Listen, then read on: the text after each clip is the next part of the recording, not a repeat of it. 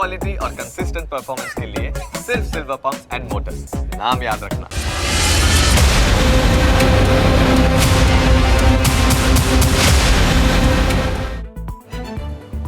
રાજ્યમાં વધ્યો ઠંડીનો ચમકારો। આગામી 4 દિવસ કડકડતી ઠંડીનો માર યથાવત રહેશે। ઉત્તરીય પવન ફૂંકાતા હાડ થીજવતી ઠંડીનો અહેસાસ થશે।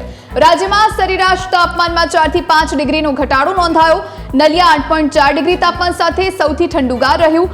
કયા વિસ્તારમાં કેટલું તાપમાન નોંધાયું તેના વિશે વાત કરીએ તો નલિયામાં 8.4 ડિગ્રી તાપમાન રહ્યું તો ડીસામાં 11.8 ડિગ્રી, રાજકોટમાં 12.2 ડિગ્રી તાપમાન રહ્યું તો અમદાવાદમાં 11 ડિગ્રી તાપમાન નોંધાયું, જ્યારે સુરતમાં પણ 14 ડિગ્રી જેટલું તાપમાન રહ્યું છે। તો રાજ્યમાં હજુ આગામી 4 દિવસ હાડ થીજવતી ઠંડી પડી શકે છે। ઠંડીનો ચમકારો, ઠંડીનો માર યથાવત રહેશે। લોકો તાપણાનો સહારો લેતા પણ નજરે પડ્યા છે।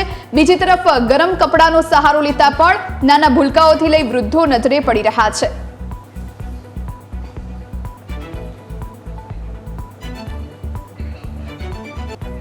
ઠંડીના ચમકારા વચ્ચે હવામાન નિષ્ણાંત અંબાલાલ પટેલની આગાહી કરવામાં આવી છે। 24 કલાકમાં ગુજરાતમાં સખત ઠંડી પડશે તેવું અંબાલાલે જણાવ્યું છે। ઉત્તર ગુજરાત, મધ્ય ગુજરાતમાં સખત ઠંડીની શક્યતા પણ તેઓએ વ્યક્ત કરી છે। સૌરાષ્ટ્રમાં પણ ઠંડીનું જોર વધશે।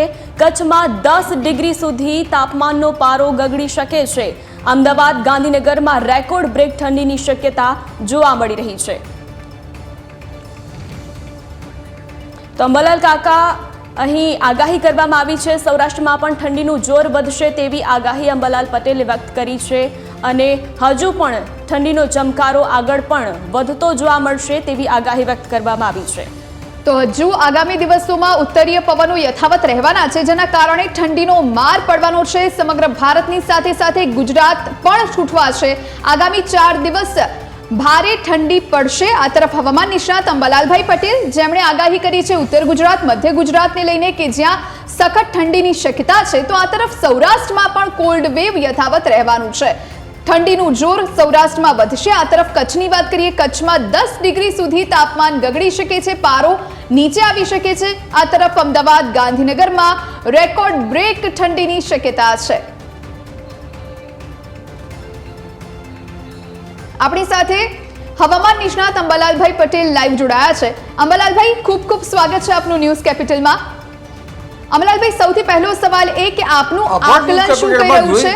જી, આપનું આકલન શું કહી રહ્યું છે? આપનો વર્તારો શું કહી રહ્યું છે? કેવી ઠંડી પડશે અને ખાસ કરીને ગુજરાતની વાત કરીએ, કયા કયા જિલ્લાઓમાં કેટલી ઠંડી પડશે? જોઈએ આગામી 24 કલાક હજુ કોલ્ડ વેવ માટે તૈયાર રહેવાની શક્યતા રહેશે। જેમાં ઉત્તર ગુજરાતના ભાગોમાં, મહેસાણા, બનાસકાંઠાના ભાગો, સાબરકાંઠાના ભાગોમાં ન્યૂનતમ તાપમાન કોઈ ભાગમાં 8 ડિગ્રી સેલ્સિયસ જેવું રહી શકે છે અને ઘણા ભાગોમાં 10 ડિગ્રી સેલ્સિયસથી પણ નીચું જવાની શક્યતા રહેશે। પંચમહાલના ભાગોમાં પણ ન્યૂનતમ તાપમાન 10 ડિગ્રી સેલ્સિયસથી નીચું જવાની શક્યતા રહેશે। કચ્છના ભાગોમાં પણ ન્યૂનતમ તાપમાન 10 ડિગ્રી સેલ્સિયસથી નીચું જવાની શક્યતા રહેશે। રાજકોટના ભાગોમાં પણ 15 ડિગ્રી સેલ્સિયસ કે લગભગ 13 ડિગ્રી સેલ્સિયસથી નીચું જવાની શક્યતા રહેશે। જામનગરના ભાગોમાં પણ ઠંડી રહેશે। જૂનાગઢના ભાગોમાં પણ ન્યૂનતમ તાપમાન 15 ડિગ્રી સેલ્સિયસ કે 14 ડિગ્રી સેલ્સિયસથી નીચું જવાની શક્યતા રહેશે। અમરેલીના ભાગોમાં પણ ઠંડી શક્યતા રહેશે અને ક્યાંક હળવા વાદળો આવશે, પણ જુઈ પવનનું જોર રહેશે અને આ પવનના સપાટાના લીધે ઠંડીનું જોર વધુ લગભગ અનુભવાશે અને લગભગ કચ્છના ભાગોમાં 25 કિલોમીટર પ્રતિ અવરમાં પવન ફૂંકાશે। આજકાલનો પવન વધુ રહેશે। અમદાવાદ, ગાંધીનગરમાં પણ પવન ફૂંકાવાની શક્યતા રહેશે। કોઈ ભાગમાં 15 કિલોમીટર પર અવરનો પવન ફૂંકાવાની શક્યતા રહેશે। મધ્ય ગુજરાતના ભાગમાં પણ પવનની શક્યતા રહેશે। આ ઉપરાંત વલસાડના ભાગોમાં પણ ઠંડીની અસર વધુ રહેશે અને સુરતના ભાગોમાં પણ ઠંડીની અસર રહેવાની શક્યતા છે। એટલે જોઈ હજુ આગામી 24 કલાક તો ઠંડી અને કોલ્ડ વેવ જેવું જણાશે, પરંતુ આપણે જોવા જઈએ તો હજુ વેસ્ટર્ન ડિસ્ટર્બન્સ મેડિટેરિયન સીમાંથી નબળા આવશે। મેડિટેરિયન સીમાથી વેસ્ટર્ન ડિસ્ટર્બન્સ આવે છે તો ખરા નબળા, પરંતુ જેટ ધારાની સંયુક્ત અસરના કારણે હજુ આ થોડીક ઠંડી અનુભવાય છે. ગેસ જરા નીચી આવશે તો વધુ ઠંડી અનુભવાય. અને યુરોપ ખંડમાંથી જે સખત ઠંડી પડી રહી છે, દક્ષિણ ચીનમાં પણ ઠંડી પડી રહી છે, એટલે યુરોપ ખંડમાંથી આવતા પવનો અને એશિયા ખંડના ઠંડા પવનોના કારણે પણ ઠંડી બહુ વર્તાઈ રહી છે. પણ ઉલ્લેખનીય છે કે જુદી આ ઠંડીમાં ઘટાડો થવાની શક્યતા રહેશે. તારીખ 16-17 ડિસેમ્બરથી લગભગ તેના પછી 22 ડિસેમ્બર સુધીમાં ન્યૂનતમ તાપમાન વધી શકે છે અને ઠંડીમાં ઘટાડો થશે. મહત્તમ તાપમાન પણ વધવાની શક્યતા રહેશે. ન્યૂનતમ તાપમાન મધ્ય ગુજરાતના ભાગોમાં 16 થી 17 ડિગ્રી સેલ્સિયસ જેવું રહેવાની શક્યતા રહેશે. જોકે ઉત્તર ગુજરાતના ભાગોમાં અને સાબરકાંઠાના પંચમહાલના ભાગોમાં પણ ઠંડી વર્તાશે અને ન્યૂનતમ તાપમાન 15 ડિગ્રી સેલ્સિયસથી નીચું જવાની શક્યતા રહેશે. કચ્છના ભાગોમાં પણ ન્યૂનતમ તાપમાન 14 ડિગ્રી સેલ્સિયસથી નીચું જવાની શક્યતા રહેશે. રાજકોટના ભાગોમાં પણ ન્યૂનતમ તાપમાન 15-16 ડિગ્રી સેલ્સિયસ જેવું રહેવાની શક્યતા રહેશે. જામનગરના ભાગોમાં પણ ન્યૂનતમ તાપમાન 17 ડિગ્રી સેલ્સિયસ જેવું રહેવાની શક્યતા રહેશે. જૂનાગઢના ભાગમાં પણ 15 ડિગ્રી સેલ્સિયસ જેવું રહેવાની શક્યતા રહેશે. અમરેલીના ભાગોમાં પણ ઠંડી કંઈક અંશે રહેશે. વલસાડના ભાગમાં ન્યૂનતમ તાપમાન 18 ડિગ્રી સેલ્સિયસ જેવું થવાની શક્યતા રહેશે. અને આમ તારીખ 16 થી 22માં વાદળવાયુ આવે અને દક્ષિણ ગુજરાતના ભાગોમાં અને ગુજરાતના અન્ય ભાગોમાં છાંટાછૂટી થઈ શકવાની શક્યતા રહેશે. એટલે અત્યારે કોઈક આછા વાદળા ક્યાંક આવશે. 16 થી 22 તારીખમાં વાદળો આવવાની શક્યતા રહેશે અને ન્યૂનતમ તાપમાન ભિન્ન ભાગોમાં ઘટવાની શક્યતા રહેશે. એટલે જાણે ઠંડી ગાયબ થઈ ગઈ હોય એવું કેટલાક ભાગમાં જણાશે. જય દુઈ. જેમલાલ કાકા, આ વખતે ઠંડીની શરૂઆત છે મોડી થઈ છે, તેની પાછળ કયા કારણો જવાબદાર હોઈ શકે છે? તેની પાછળ કારણો તો જાણે અજાણે બળો છે. આ વેસ્ટર્ન ડિસ્ટર્બન્સ, પશ્ચિમી વિશ્વ જે મેડિટેરિયન સીમાથી આવે છે, જો મેડિટેરિયન સીમાથી વેસ્ટર્ન ડિસ્ટર્બન્સ નબળા આવે છે એટલે આ જે મેડિટેરિયન સીના કાશ્મીર સમુદ્ર, રાતો સમુદ્ર અને એ બધા ભાગોમાં વરસાદ થવો જોઈએ, ત્યાં પણ ઓછા વરસાદની શક્યતા છે. પરંતુ આ વેસ્ટર્ન ડિસ્ટર્બન્સ હજુ ડિસેમ્બરના બીજા સપ્તાહ સુધી નબળા હોવાની શક્યતા રહેશે. જો વેસ્ટર્ન ડિસ્ટર્બન્સ અત્યારે મજબૂત આવે હોત તો બરફીલી ઠંડીથી લોકો છૂટવાઈ ગયા હોત.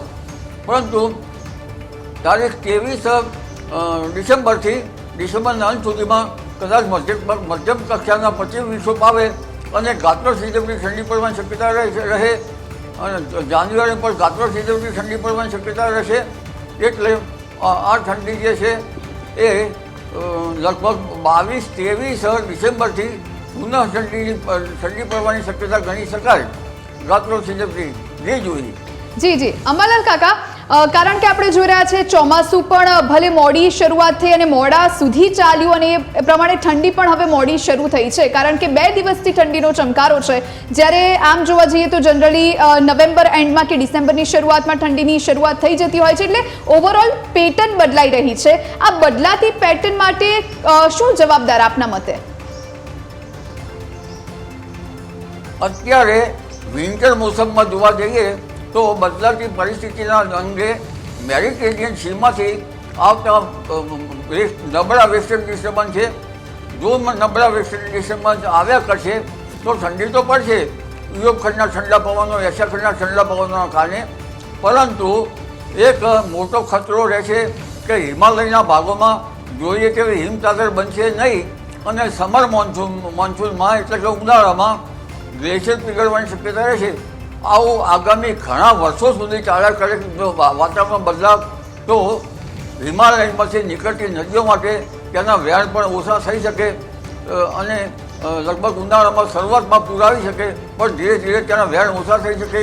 એટલે ચિંતાની બાબત એ છે કે જો આ પ્રમાણનું ક્લાઇમેટ આગામી 20-25 વર્ષ સુધીમાં રહેવાની શક્યતા રહેશે તો હિમાલયના ભાગોમાં ગ્લેશિયર પીગળી જશે અને જેના કારણે જે હિમાલયમાંથી નીકળતી નદીઓનો ફ્લો છે, પાણીનું વહેણ છે એ ઓછું થવાની શક્યતા રહે. એટલે આ એક ચિંતાનો વિષય છે કે કાયમ જે બદલાતું વાતાવરણ છે એના કારણે મુશ્કેલી જે છે એના કારણે ખેતીમાં પણ મુશ્કેલી થઈ શકે, કારણ કે કેટલાક રવિ પાકો મોડા પણ પડી શકે. એટલે રવિ પાકોમાં વેરાયટીને ચેન્જ થવાની શક્યતા લગભગ ઊભી થાય અને મોસમના સામે જે ટકી શકે એવી વેરાયટીઓ લાવવી પડે એ જોઈએ. જી અમરલાલ કાકા, આપણે ગુજરાતની તો ખૂબ સરસ વાત કરી, ગુજરાતમાં કેવું ઠંડીનું વાતાવરણ રહેશે, પરંતુ દેશ વિશે વાત કરીએ તો ભારતમાં કયા કયા ભાગોમાં સૌથી વધારે ઠંડી પડી શકે છે, સાથે હિમવર્ષા કયા ભાગોમાં આ વખતે વધારે થઈ શકે? એ સારો સવાલ છે. દેશના ઉત્તરીય પર્વતીય પ્રદેશોમાં અને એશિયા ખંડના ઠંડા પવનના કારણે લગભગ જમ્મુ કાશ્મીરના ભાગો ઠરી જવાની શક્યતા રહેશે અને ન્યૂનતમ તાપમાન 0 ડિગ્રી સેલ્સિયસની જોવાની શક્યતા રહેશે. પંજાબ, હરિયાણા અને લગભગ પશ્ચિમ મધ્યપ્રદેશ આ ભાગોમાં ઠંડી રહેવાની શક્યતા રહેશે. મધ્યપ્રદેશમાં ન્યૂનતમ તાપમાન ઘણું ઘટી શકે છે અને ત્યાં પણ ઠંડી અનુભવવાની શક્યતા રહેશે. પરંતુ જો રાજસ્થાનના ભાગોમાં ન્યૂનતમ તાપમાન વધારે ઘટશે અને પાકિસ્તાનને એડજોઇન્ટ જે ભાગો છે એમાં ભારતના એમાં પણ ન્યૂનતમ તાપમાન ઘટશે અને આબુમાં તો ન્યૂનતમ તાપમાન 0 ડિગ્રી સેલ્સિયસ કે 0 ડિગ્રી સેલ્સિયસથી નીચું જવાની શક્યતા રહેશે. એટલે દેશના ઉત્તરીય પર્વતીય ભાગોમાં ઘણા ભાગોમાં ન્યૂનતમ તાપમાન 0 ડિગ્રી સેલ્સિયસથી જવાની શક્યતા રહેશે. જમ્મુ કાશ્મીરના જે સરોવર છે થીજી જશે, આબુનું સરોવર પણ થીજી જવાની શક્યતા રહેશે અને જેના કારણે સરહદના ભાગોમાં પણ ઠંડી અનુભવાશે. પૂર્વીય ભાગોમાં પણ ઠંડી પડવાની શક્યતા રહેશે. દક્ષિણ ચીનના ભાગોમાં ઠંડી પડતા પૂર્વ ભારતમાં પણ ઠંડી પડવાની શક્યતા ગણી શકાય. એટલે આ ઠંડીનું વહેણ છે એ લગભગ ભારતના મેદાની ભાગો સુધીમાં કાતે ઠંડી આવવાની શક્યતા રહેશે, જ્યારે દક્ષિણ ભાગોમાં ઠંડીની અસર થોડી ઓછી રહેવાની શક્યતા રહેશે. જે જોઈએ. જી અંબાલાલ કાકા, શિયાળામાં માવઠા કે પછી વાવાઝોડાની કોઈ શક્યતા ખરી?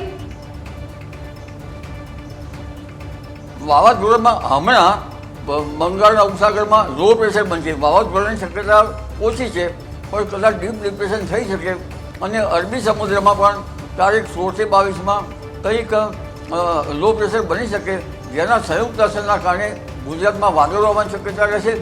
પરંતુ મજબૂત પશ્ચિમી વિક્ષોભ આવવાની શક્યતા અગાઉ જતાં શિયાળામાં માવઠા થવાની શક્યતા રહેશે. શિયાળામાં માવઠા કેટલાક ભાગમાં હળવા થશે, પણ માર્ચ અને એપ્રિલમાં પણ કરા સાથે માવઠા થવાની શક્યતા રહેશે. એટલે આ માવઠું જે છે એનો માર કેમ સહન કરવો પડશે. જો અત્યારે માવઠા આવે તો ઘઉં જેવા પાકને ફાયદો થતો હોય છે, પરંતુ હમણાં કોઈ જાણ્યા અત્યારે બળોના કારણે જોઈએ તેવા માવઠા આવતા નથી. જે જોઈએ. જી અંબાલાલ કાકા, આપનો ખૂબ ખૂબ આભાર અમારી સાથે જોડાવા માટે અને તમામ જાણકારી અમારા સુધી પહોંચાડવા માટે.